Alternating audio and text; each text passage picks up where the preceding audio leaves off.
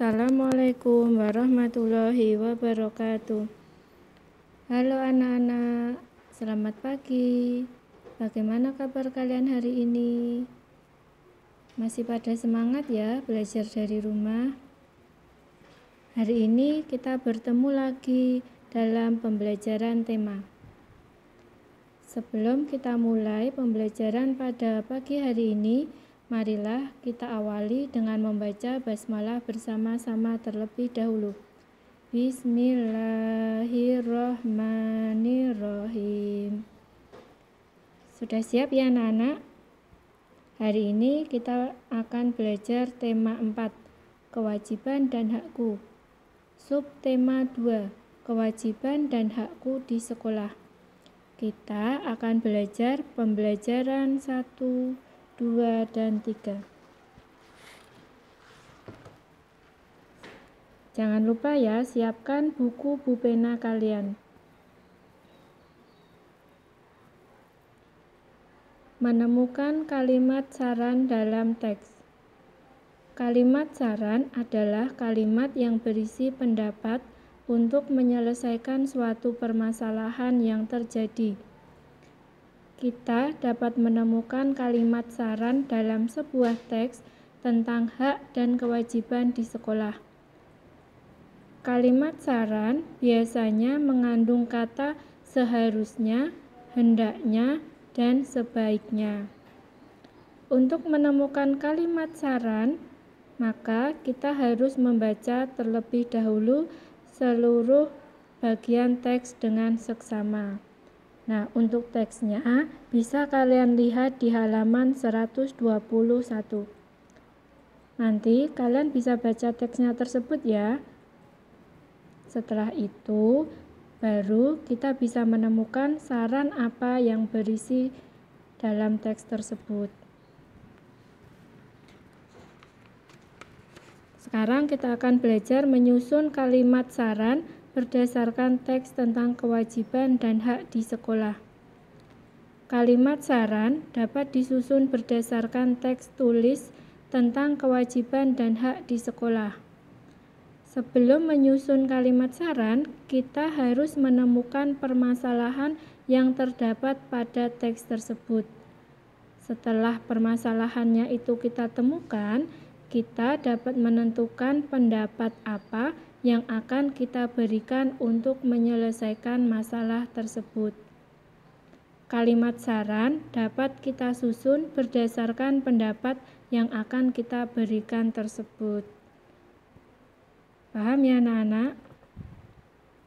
Kalau sudah, sekarang kita lanjutkan menemukan dua bilangan yang selisihnya telah diketahui. Sebelumnya, kita sudah mengetahui bagaimana cara menentukan dua bilangan yang jumlahnya diketahui. Nah, sekarang bagaimana cara menentukan dua bilangan yang selisihnya telah diketahui? Ingatlah, pengurangan merupakan lawan dari operasi penjumlahan. Kita dapat menentukannya dengan langkah-langkah berikut. Yang pertama, untuk mendapatkan bilangan pertama, tentukan sebuah bilangan yang lebih besar dari bilangan yang diketahui. Yang kedua, untuk mendapatkan bilangan kedua, kurangi bilangan pertama dengan bilangan yang diketahui. Jadi, kalau sebelumnya kita menemukan bilangan yang hasilnya diketahui, nah untuk menemukan dua bilangan yang selisihnya diketahui, itu kita mencari bilangannya yang lebih besar dari bilangan yang sudah diketahui tersebut. Nah, sekarang perhatikan contoh berikut. A kurangi B sama dengan 210. Tentukan nilai A dan B. Nah, sekarang untuk penyelesaiannya, kita tentukan dulu sebuah bilangan A, di mana A lebih besar dari 210. Misalnya, A sama dengan 300. Ingat ya, lebih besar dari hasil yang sudah diketahui. Maka bilangan B dapat ditentukan sebagai berikut. A kurangi B sama dengan 210. Tadi kita sudah menentukan bilangan A sama dengan 300. Berarti 300 kurangi B sama dengan 210. Sekarang B sama dengan 300, tadi bilangan yang sudah kita tentukan tadi 300 dikurangi 210 sama dengan 90. Jadi nilai A dan B dapat kita ganti dengan A sama dengan 300 dan B sama dengan 90.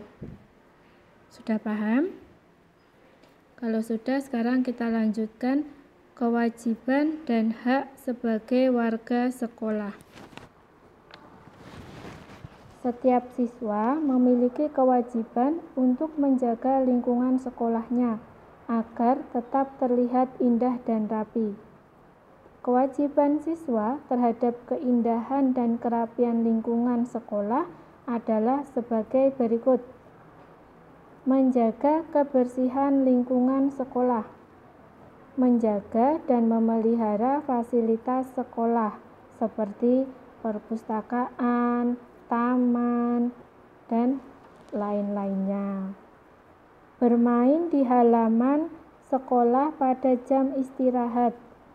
Selanjutnya, membuang sampah pada tempatnya. Tidak mencoret-coret tembok dan fasilitas sekolah. Nah, itu tadi beberapa kewajiban siswa terhadap keindahan dan kerapian lingkungan sekolah.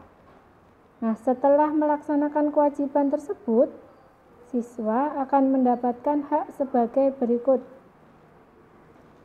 Memperoleh ruang belajar yang bersih dan nyaman, memiliki lingkungan sekolah yang sehat, menggunakan fasilitas sekolah yang terawat dengan baik. Nah, untuk dapat mewujudkan suasana sekolah yang indah dan rapi, maka diharapkan semua warga sekolah dapat melaksanakan hak dan kewajibannya secara seimbang. Paham ya? Kita lanjutkan gerak kaki dalam tari. Gerak merupakan unsur utama dalam tari. Gerakan pada tari bisa menjadi simbol akan hal yang diciptakan oleh penari atau pencipta tari. Gerak kaki dalam tari itu ada bermacam-macam. Sekarang perhatikan contoh berikut. Nah, diperhatikan ya contohnya. Gerak kedua kaki rapat di bagian tumit dan membuka di bagian ujung. Bisa kalian perhatikan pada gambarnya. Selanjutnya, gerak menekuk kedua lutut kaki. Nah, jadi kakinya ditekuk. Gerak kaki kanan di depan kaki kiri dan kebalikannya. Setelah itu, gerak mengentakkan kaki.